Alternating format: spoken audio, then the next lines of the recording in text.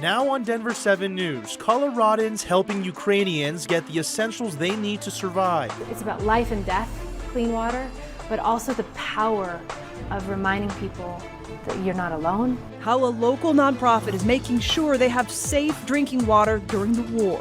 Plus, the state is shutting down some of its COVID testing sites where you can still get tested in Colorado. I can't wait to take all these things home. We're really grateful for all the things we picked up today. And 100 Marshall Fire families are getting some much needed help on the road to recovery, all thanks to Denver 7 Gives. Thanks so much for watching Denver 7 News at 10. I'm Jacqueline Allen. And I'm Byron Wang. We start out tonight with an often overlooked aspect of war, access to water. Russian attacks in Ukraine have left many cities without a safe, reliable source, forcing many Ukrainians to risk disease and even death just to get a drink. Well, now a Colorado nonprofit is stepping up and taking action. Denver 7's Rob Harris explains how. The situation in Ukraine is critical. According to UNICEF, 1.4 million people living in the eastern part of the country don't have safe water, and about 4.6 million only have limited access. It's from this situation that the Colorado nonprofit Water for All says they started getting calls for help. Good job.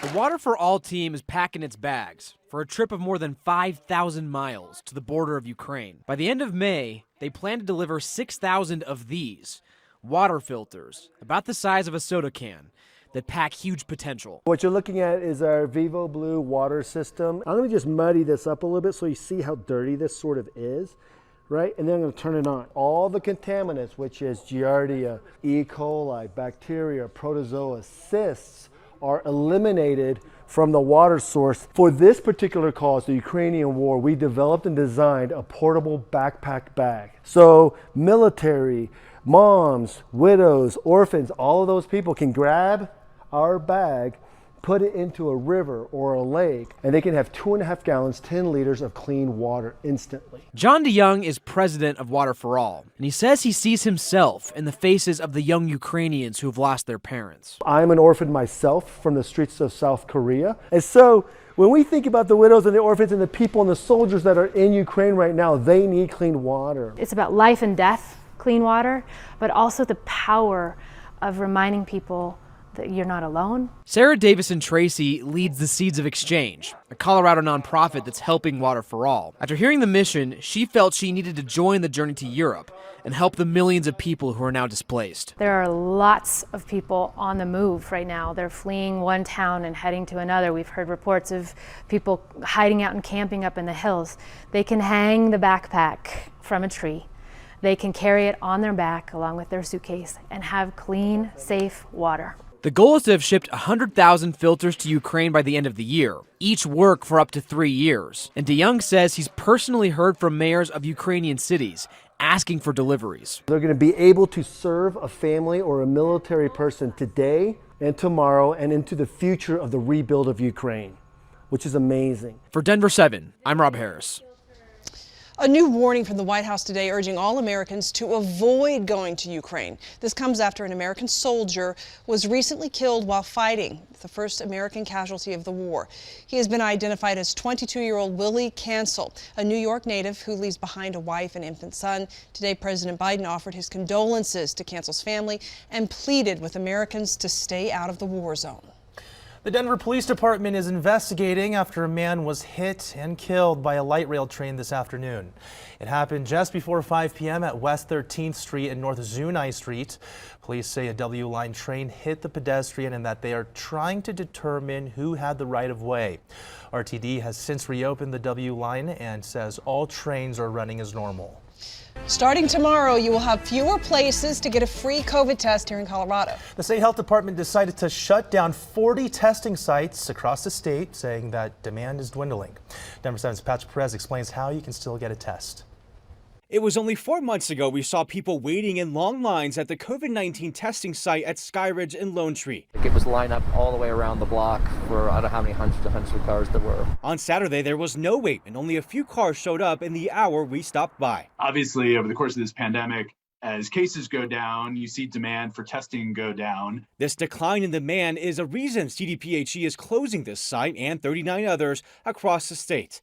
Instead, the agency wants healthcare providers to become the go-tos for testing. Your testing in a traditional healthcare setting, including doctors and pharmacies, will allow for increased continuity of care. At the beginning of the month, demand for PCR testing was less than 2,500 tests per day on average, which is about 5% of the state's total testing capacity. And with at-home tests, although not as accurate, becoming more easily accessible, the need to wait in a drive-thru is no longer necessary. But there are still plenty of options out there. 80 state-run sites will remain open throughout the state with a daily capacity of 26,000 tests. There are also multiple pharmacies like Walgreens and CVS still offering tests. While we are shutting down some of these large community testing sites, there's still broad availability of testing in the state. And you can see a map and list of all these locations on CDPHE's website, which we link to on thedenverchannel.com. Patrick Perez, Denver 7. Let's go ahead and take a closer look at all of your options right now if you want to get a COVID test in Colorado. As Patrick said, 80 state testing sites are still open.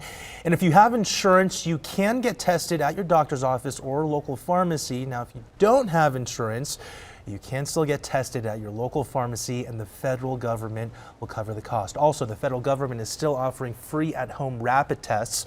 You can order those on the U.S. Postal Service's website.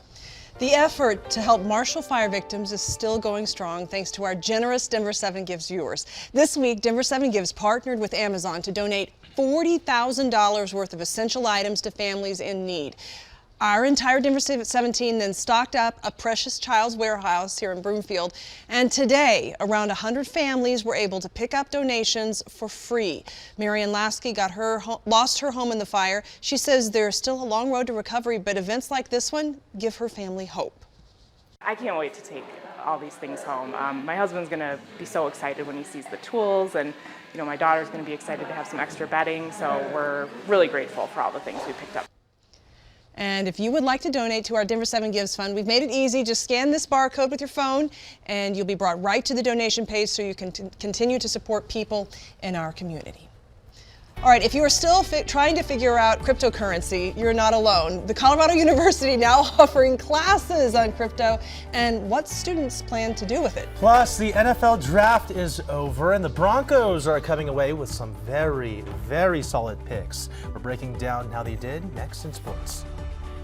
I'm meteorologist Stacey Donaldson. Beautiful weather that we had today. It'll be even better tomorrow, and we're going to be welcoming some rain into Colorado. We'll have all the details of your forecast coming up.